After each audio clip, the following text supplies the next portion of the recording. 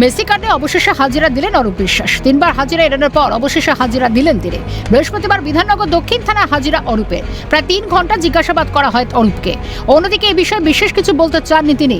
সহযোগিতা করবেন বলেও জানিয়েছেন অরূপ বিশ্বাস। সূত্রের খবর, আগামী 22 জুন ফের তলব করা হয়েছে প্রাক্তন মন্ত্রীকে। এটা সাব জুডিস ম্যাটার।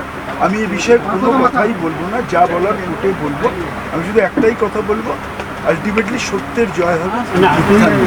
যে যা খুশি বলুক, আলটিমেটলি যখন কেসটা কোর্টে গেছে তো কোর্ট উইল ডিসাইড।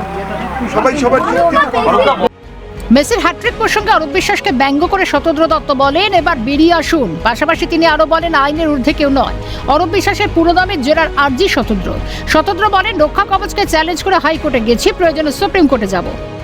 ইনভেস্টিগেশনে ওনাকে যে এখন থেকে সাপোর্ট করতে হবে সেটাই বোঝা গেল, এবং আমি খুশি যে অ্যাটলিস্ট উনি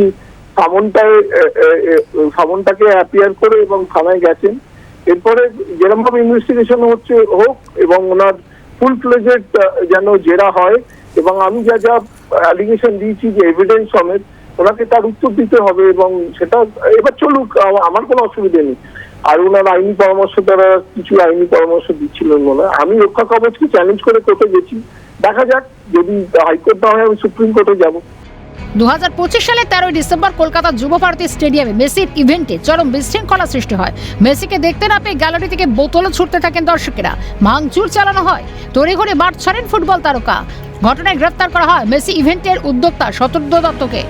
যদিও তৎকালীন ক্রীড়ামন্ত্রী অরূপ বিশ্বাসের ভূমিকা নিয়ে প্রশ্ন ওঠে, তবে সরকারের তৃণমূল ক্ষমতা থাকার কারণে সে বিষয়ে বেশি জল ঘোলা হয়নি।